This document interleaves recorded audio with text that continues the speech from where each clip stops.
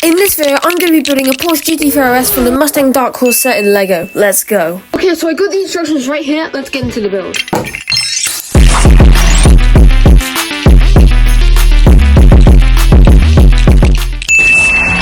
Okay, so now that I've finished the build, I think I need to add some modifications. First, I added some brown tiles to the front of the headlights, fixed the side of the car, colour swapped some pieces, and made the back of the car a bit better.